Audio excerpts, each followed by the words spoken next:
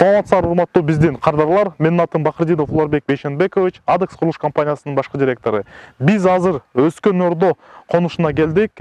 Бул жерде биз СИП панелден бир кабаттуу сонун үй салып жатканбыз. Эгерде үйдүн узун туурасы жөнүндө айтып кетсек, 11/6 12 ченемде салынган. Проектисин болсо видеодон көрсөңүздөр болот. Азыр мен сиздерге үйдүн ичинде кантип жайгашылган экенин, кандай комнаталар бар экенин көрсөтүп беребиз.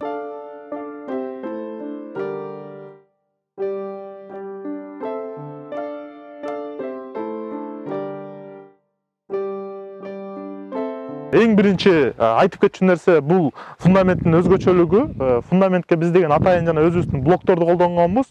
Бул жерде өзүңүздөр көргөндөй мынакей 1, 2, 3, 4, 5 блок коюлган экен. Ар бир блоктун мындайча айтканда бийиктиги 17 сантиметрди түзөт да. Ошондон фундамент аябай эле бийик болду да.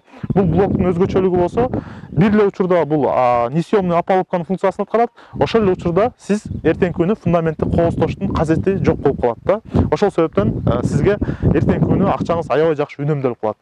Үй эркер түрүндө чыгып турат, бир жак бети. Анан үйдүн өзүнө кирсек, бул жерде чакан крыльцосу бар.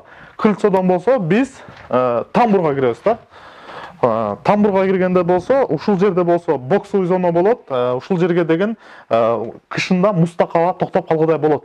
Анан могул жерде көрсөңүздөр, балдар атайын могул жерге местага щит деп жазып коюшкан экен. Могул жерге Кудай буйрса келечекте электро щит автомат тургудай болот да. Биз коридордо тамбурдан үйдүн өзүнө киргенде эле мондай чоң бизди коридор, ошол учурда могул жерде холл тосолот. Могул жерге деген мынакей холл болот дагы, ушул жерге диван коюлат, ушул жерге телевизор коюлат. Бул жерден болсо чоң панорамалуу терезеси болот.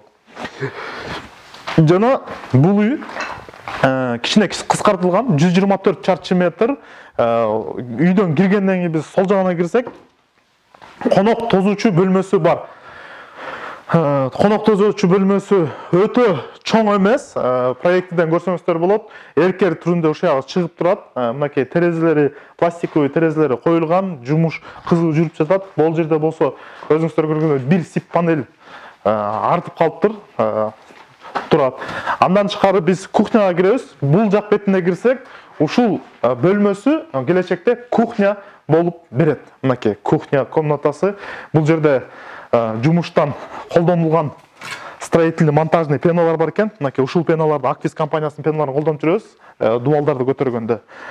Ал эми бул жагына кирсек, кааласаңыз спальный комната кылсаңыз болот, кааласаңыз эт тартуучу комната кылсаңыз болот. Эми ар бир адам өзүнүн тандоосуна жараша чечим чыгарат да. Бул жердечи негизи уктоочу бөлмө.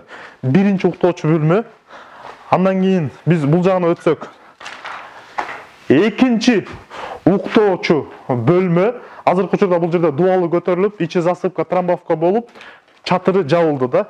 Жана ошондой эле бул жерде үчүнчү жатуучу бөлмө бар. Иш кызуу жүрүп жаткан учуру жана санузел. Мынакей бул жерге кирсек, кенен санузел бар. Азыркы учурда сантехнический системалары коюлган, вентиляционный система коюлган. Кудай буйрса, азыр балдар келип, Кудай буйрса бүгүндөн баштап потолокту жылуулап башташат дагы. Потолокту жылуулап бүткөндөн кийин кийинки иштери уланып кете берет. Үй өзү бир кабаттуу 124 чарчы метр квадрат метрдеги үй. Узуну 11-600 туурасы болсо 10-200 болот. Проектиден көрсөңүздөр болот. Үйдүн ичинде 3 уктоочу бөлмө, бир санузел, чоң зал, кухня жана холл бар. Бардыгы биригип ошо 124 чарчы метрди түзөт. Эгерде сиз дагы бизден ушундай ченемдеги, ушундай проектидеги үй заказ кылып кызматыбызды алабыз десеңиз, биз ушул үйдү под евро ремонт деңгээлиге чейин 3 айдын ичинде жеткизип сизге тапшырып беребиз.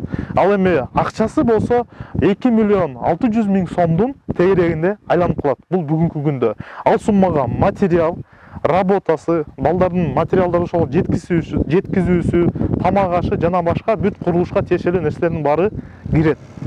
Ал эми так суммасын болсо, ар бир кардар менен отуруп туруп, биз ар бир материалдын баасын такташканда келип чыгат.